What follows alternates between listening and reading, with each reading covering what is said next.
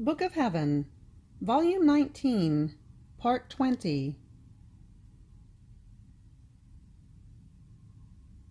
September 12th, 1926. The bond of the soul with the divine will is an eternal bond. The humanity of our Lord possesses the kingdom of the divine will, so much so that his whole life was dependent upon it. To form the kingdom of the divine will in the soul is to transmit to her what the humanity of Jesus possesses.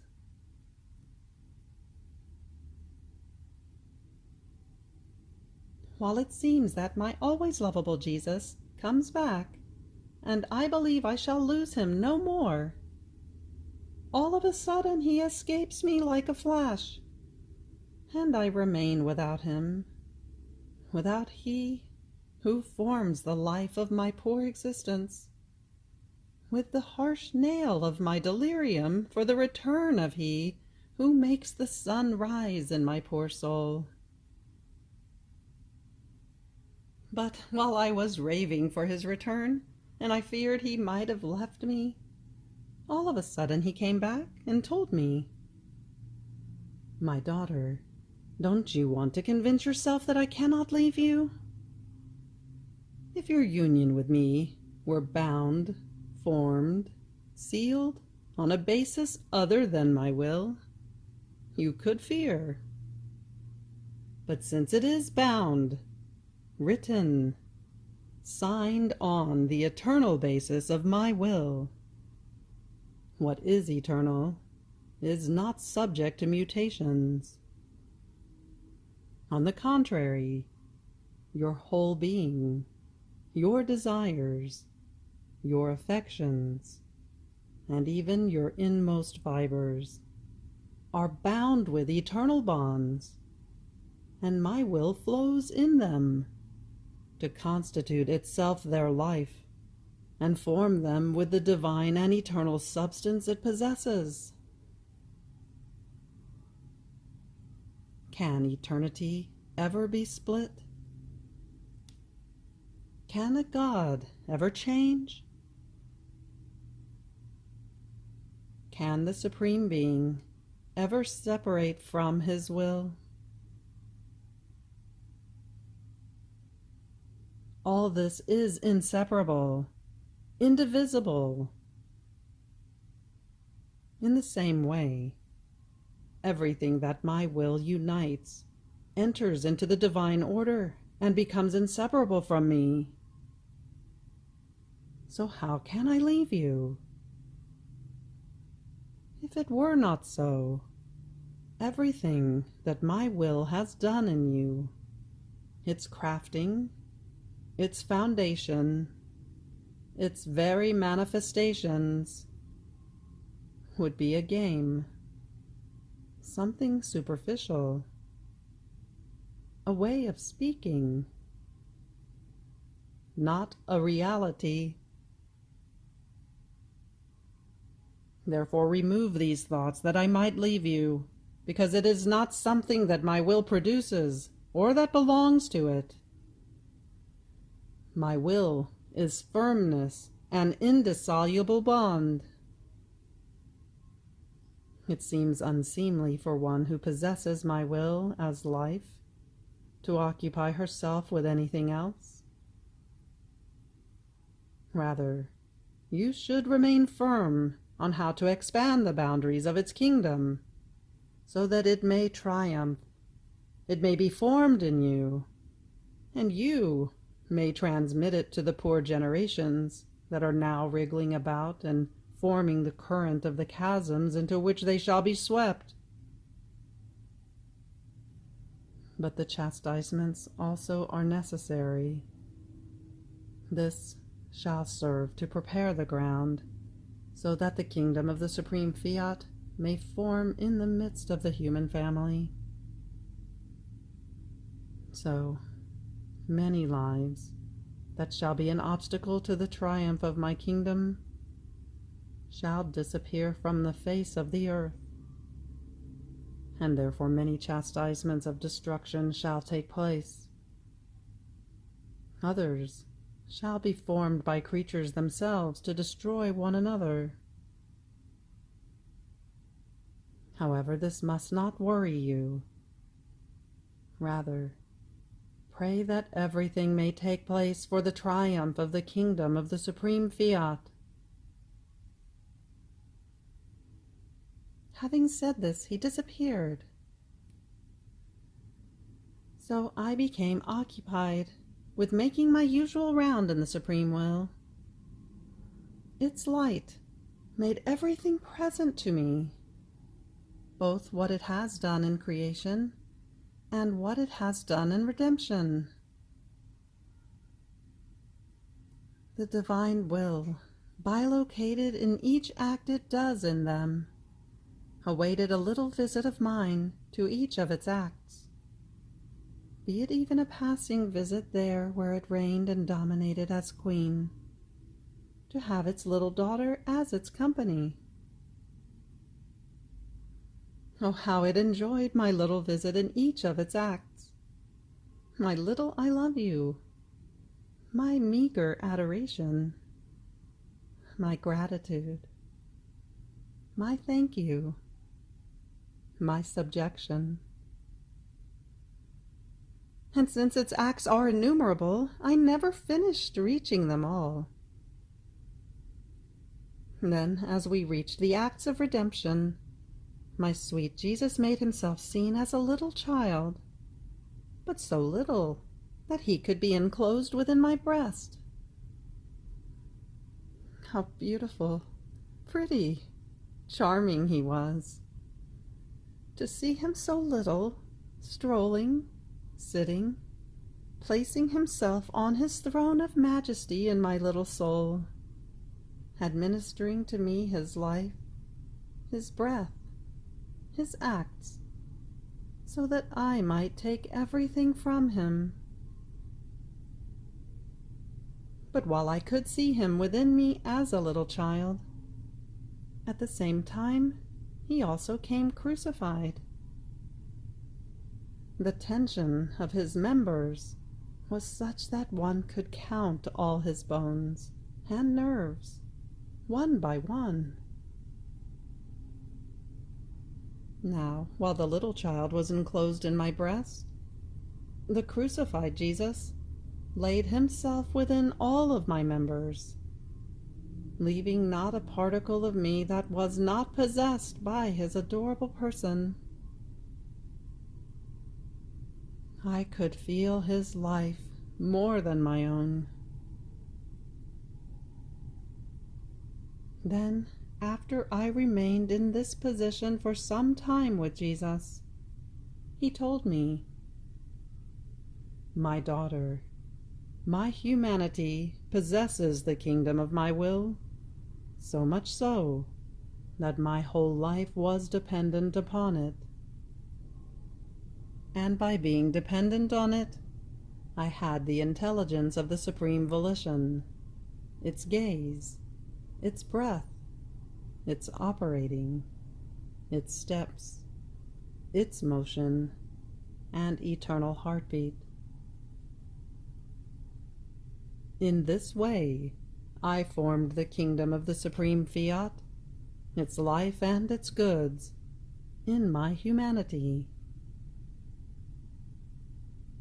Do you see, then, what it means to form its kingdom in you?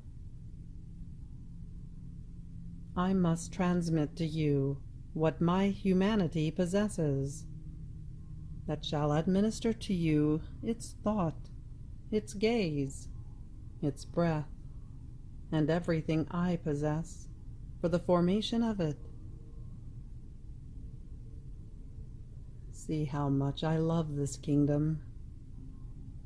I place my whole life, my pains, my death at its disposal, as its foundation, guard, defense, support.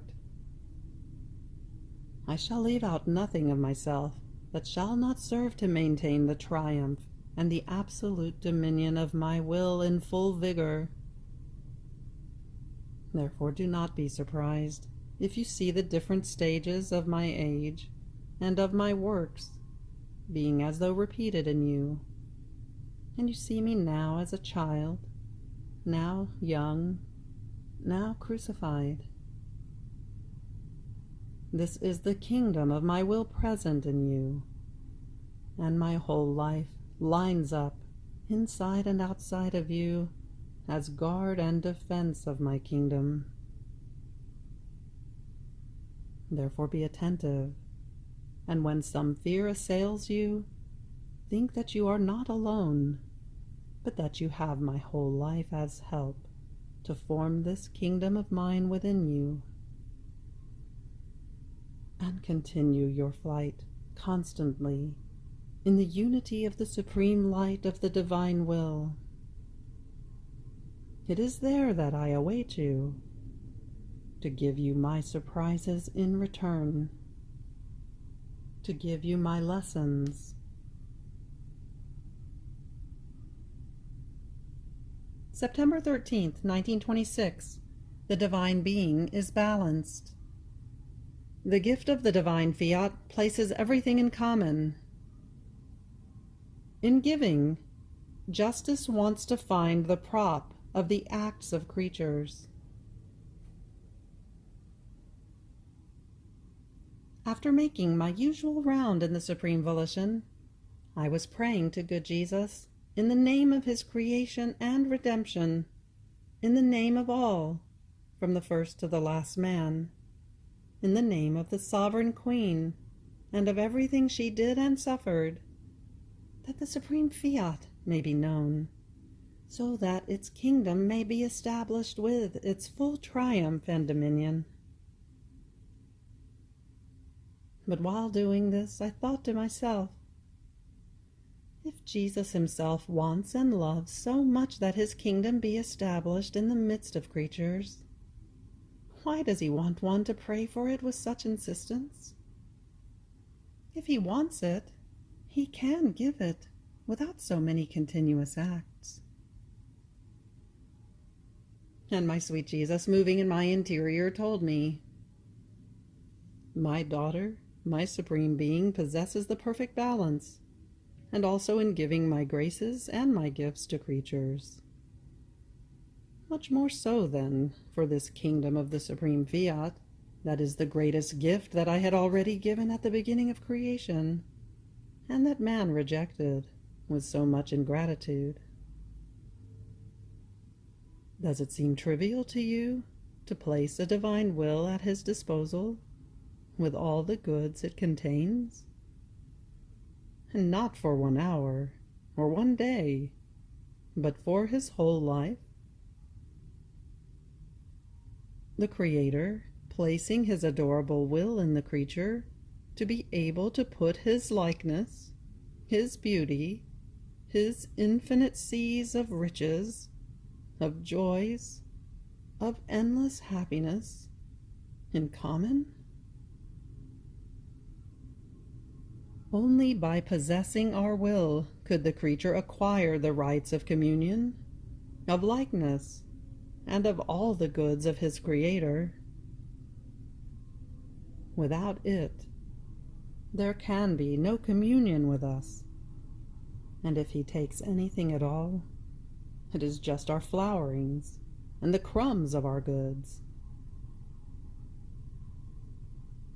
Now, with a gift so great, a happiness so immense, a right of divine likeness, with the acquisition of the nobility of our offspring that had been rejected, do you think it is something easy that the divine sovereignty, without being prayed, with no one giving a thought to receiving this kingdom of the Supreme Fiat, would give it to creatures? It would be like repeating the story that took place in the terrestrial Eden, and maybe even worse.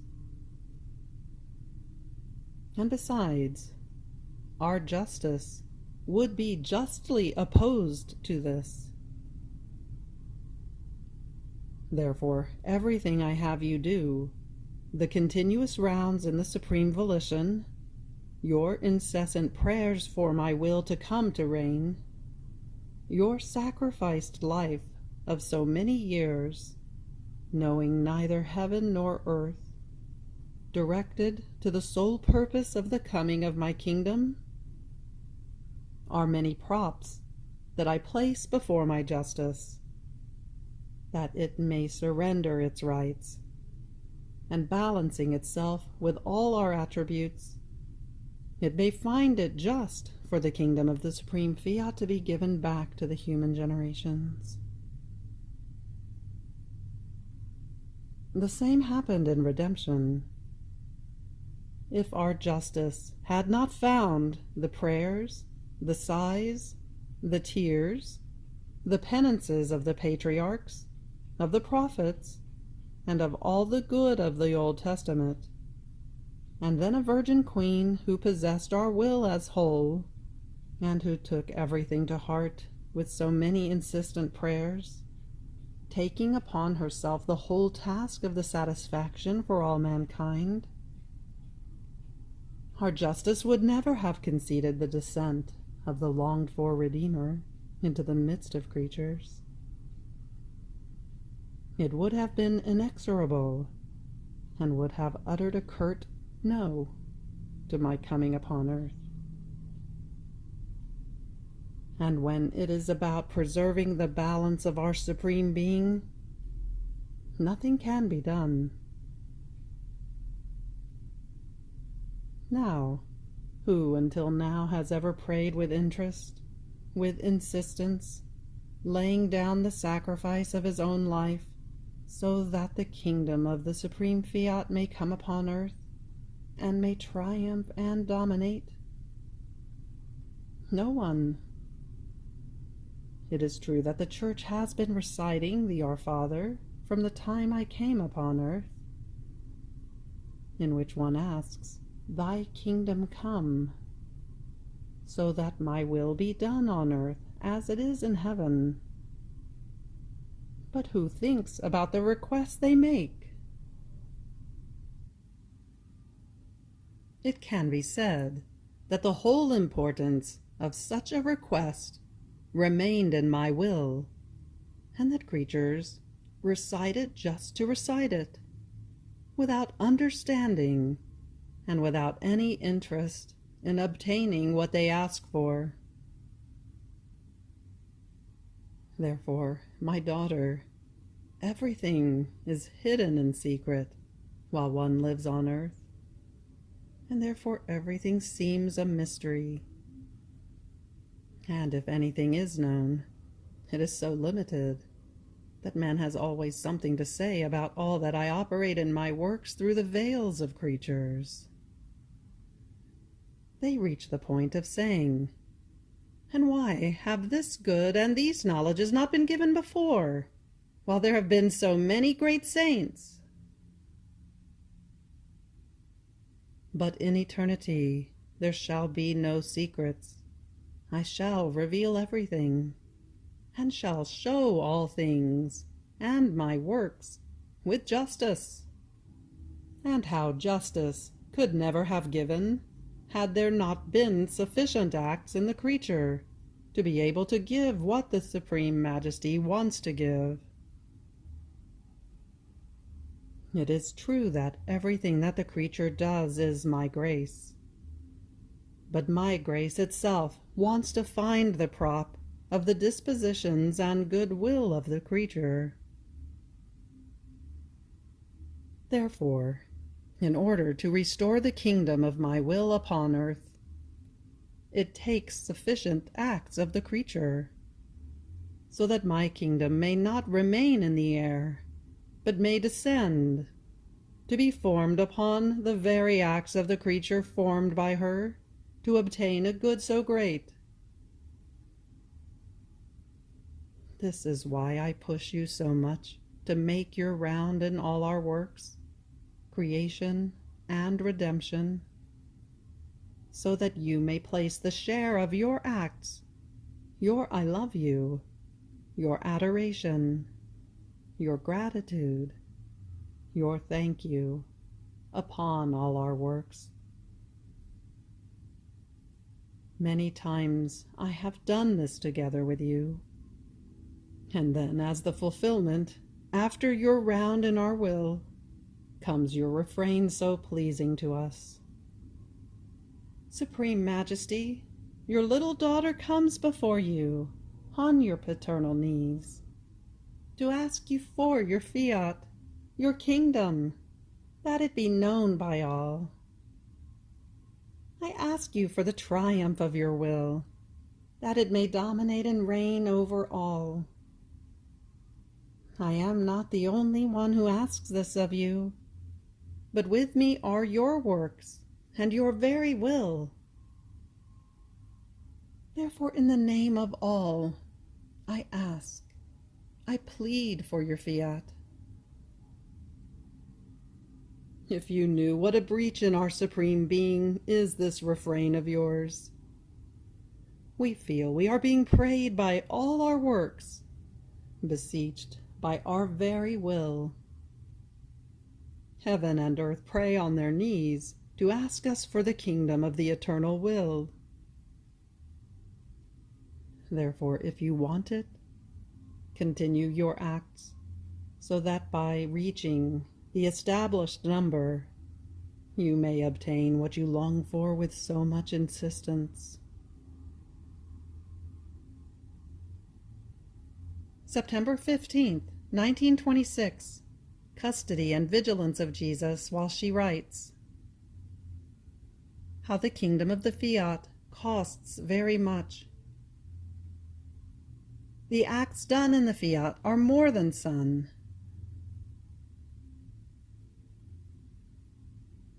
After riding for 4 hours and more, I was feeling completely exhausted in my strengths, and as I began to pray in his most holy will, according to my usual way, my sweet Jesus came out from within my interior, and clasping me to himself, all tenderness told me, "My daughter, you are tired.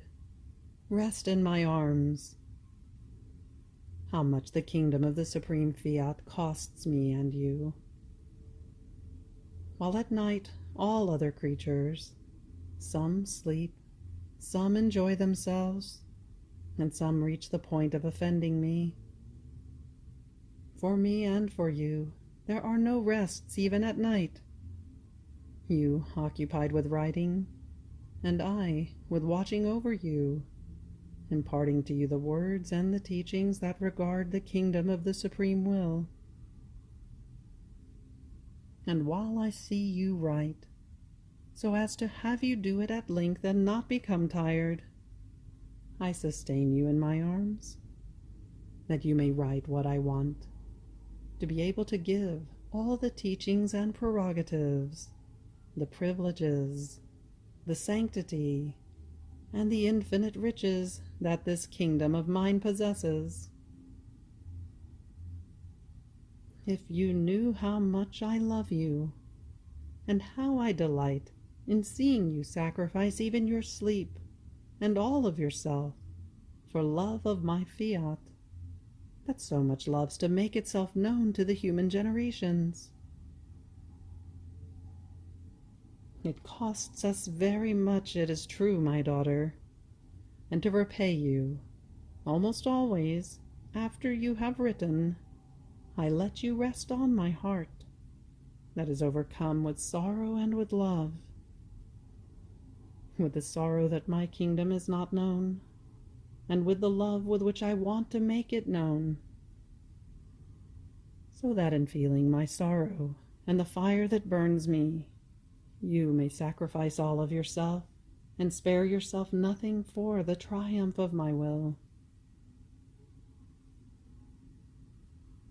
Then, while I was in the arms of Jesus, the immense light of the divine will that filled heaven and earth called me to make my round in it, to have me do my usual acts, to have my I love you, my adoration, echo in the whole creation, that it might have the company of its little daughter in each created thing in which it reigns and dominates. Then, after I did this, my sweet Jesus told me, "My daughter, what light, what power, what glory the act of the creature acquires, done in my will. These acts are more than sun. While the sun remains up high, its light eclipses the stars and fills the whole earth, bringing its kiss to all things, its heat, its beneficial effects. And the light's nature is to diffuse, nor does it do any more work by giving the goods it naturally possesses to those who want them.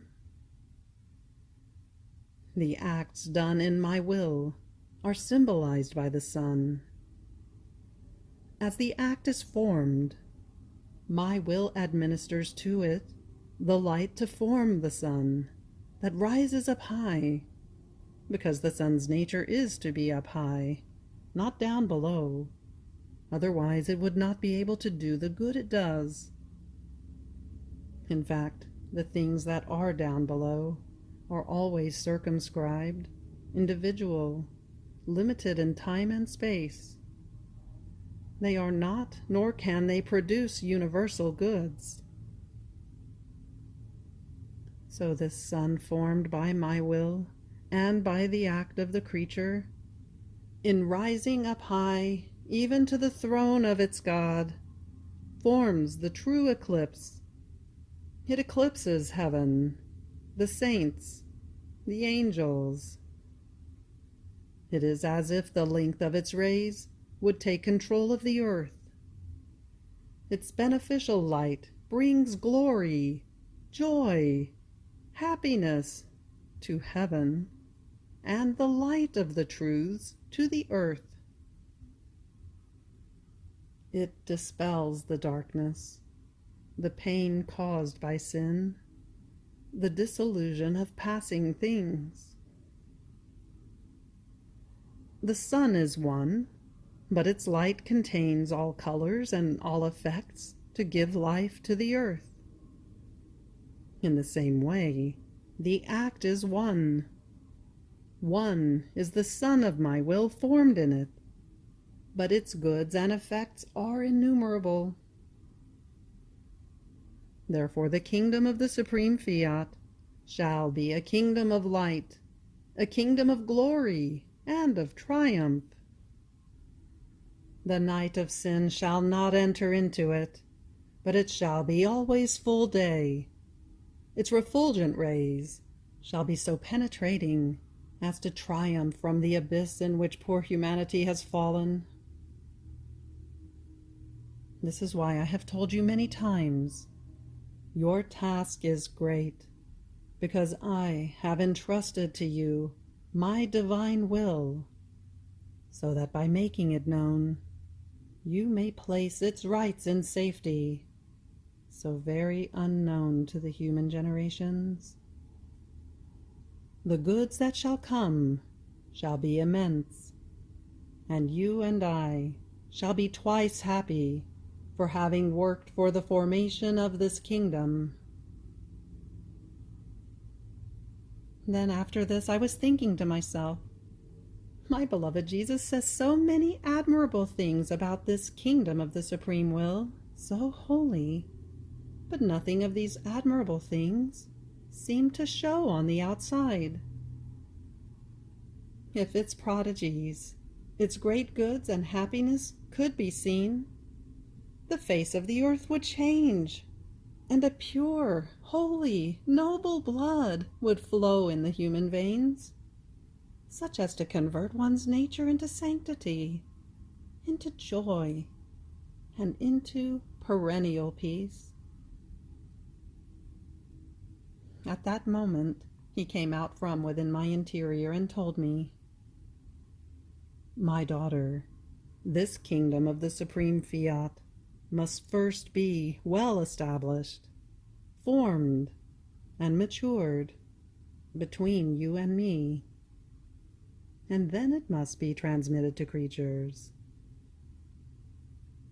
The same happened between the Virgin and me. First I was formed within her, I grew within her womb, I was nourished at her breast. We lived together to form the kingdom of redemption between the two of us, one on one, as if no one else existed.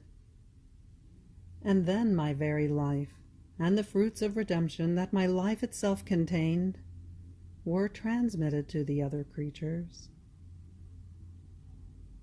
So it shall be for the supreme fiat. First, we shall do it between the two of us only, one on one. And once it is formed, I shall take care of transmitting it to creatures. It is easier to have a work come out well when it is formed in private, in the hiddenness of the silence of two persons who really love that work. And once it is formed, it is easier to manifest it and to give it to others as gift. Therefore let me do, and do not be concerned. Deo gratias. You have reached the end of the Book of Heaven, Volume 19, Part 20. Fiat.